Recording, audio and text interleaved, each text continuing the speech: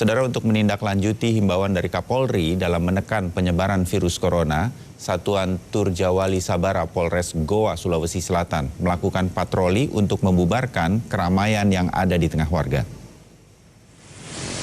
Unit Turjawali Sabara berpatroli ke sejumlah lokasi keramaian pada Senin malam.